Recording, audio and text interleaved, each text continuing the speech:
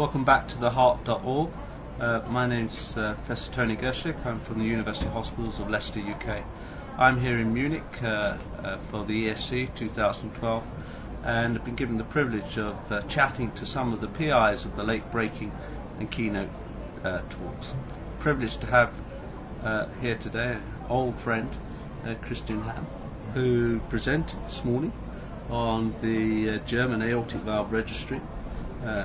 Stimulated a lot of debate and a lot of new findings, and we're going to discuss that over the next few minutes. I just must ask you, the acronym is an interesting one. Did you know that it was a boy's name in England when you had the acronym Gary?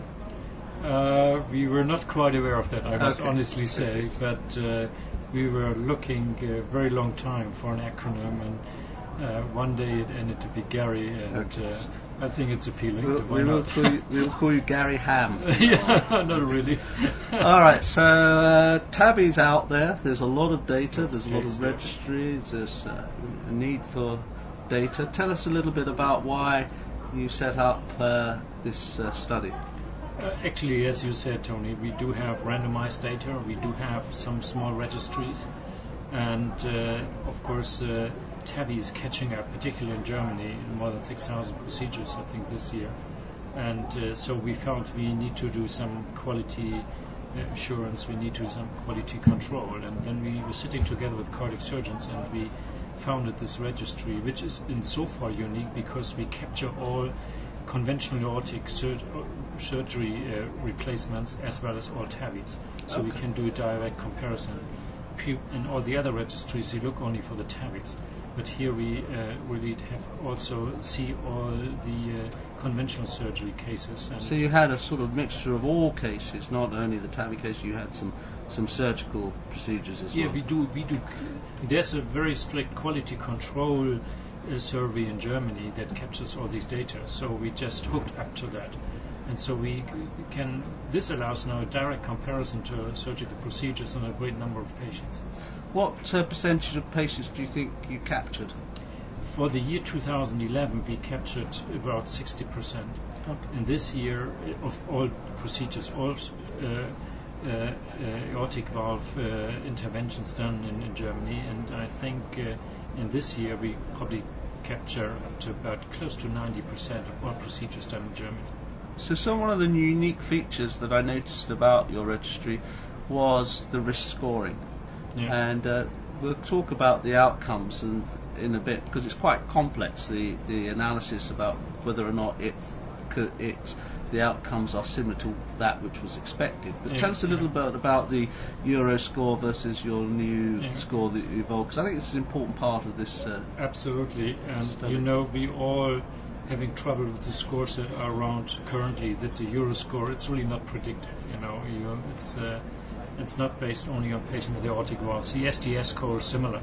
So in Germany, there was a few years ago, they developed their own German risk score, which is based on these large registries, so that to identify the predictors of outcome. And this score, the AKL score, reflects quite nicely the risk in conventional surgery. It's very conventional valve surgery. Conventional aortic valve surgery. Yeah, it's a score only for aortic valves, and so this seems to be the best comparator, or the best way of measure really the outcome with this new technique.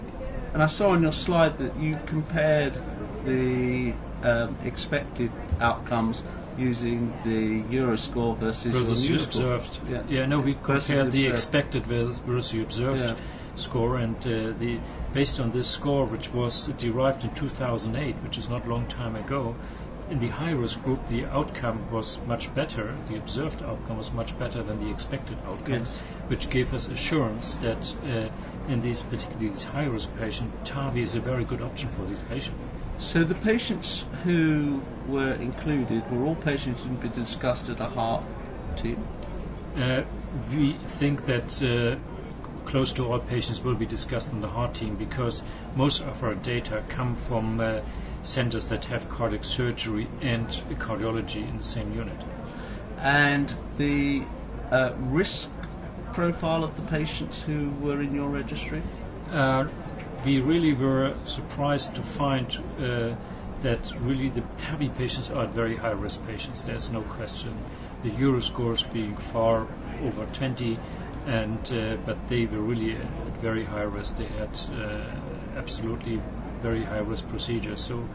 And what would you have expected their outcomes to have been, say, with conventional surgery, and what were their outcomes with? I know it's an indirect. I can give an example for the high-risk group of patients. In the highest risk group, is, according to the score, for example, had a mortality risk of 19%. Yes. And with TAVI, this risk was down to 9%.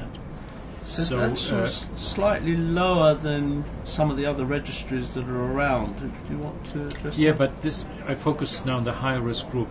The overall mortality in the TAVI patients was, for transvascular approach, was just over 5.5%. Which is low for a high-risk group. I mean, it is. Yeah. Is that telling something about, what is that telling us, do you think? Is that telling us that for these particular patients, this is really now should be considered the standard of care?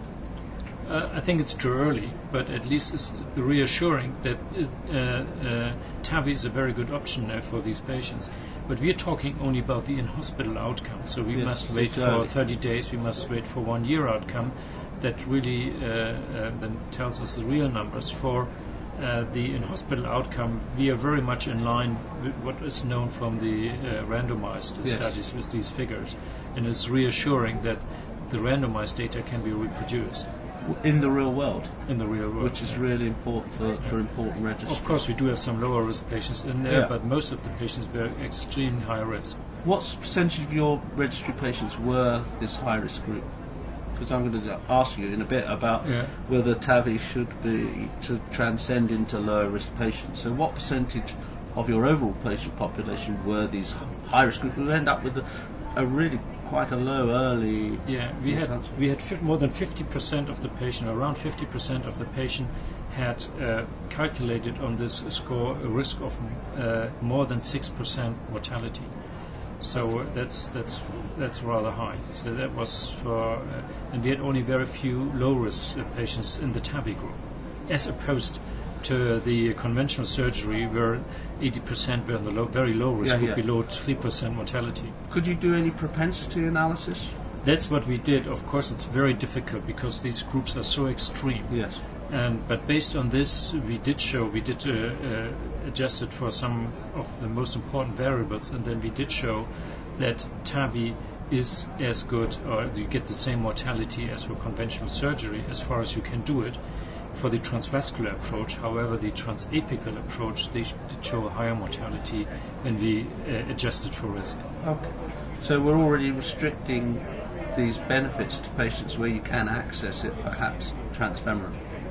Absolutely. I mean, one of the messages could be that it's not the final word, but the transapical procedures, the outcome is not as good, and if you can do transfemoral, you should do transfemoral. Okay, so really important information added to the database. Any caveats? Well, first of all, just summarise your findings for us, and how they may apply to others who may be listening and watching this telecast. I think the key finding from my point of view is that TAVI data shown in randomized trials can be reproduced in the real world, and that TAVI now is a good option for high-risk patients, particularly over 75 years of age. And do you see a time in the future from your data, from review of any of the other data, where TAVI will move towards a lower risk population? We don't observe this up to now in our registry, but of course if the results further improve, then that may be. Maybe that lower risk patients will also get maybe offered this technique, but it's too early to say that at this stage. It's speculation.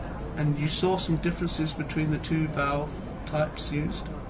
Yeah, of course it's very difficult to compare because the core valve is mostly used or can only be used for the transfemoral approach, and in the for the transepical approach, it's almost only the Edwards sapien valve available. So it's not really a direct comparison between the valves, not possible, because it's very closely linked to the way of the access.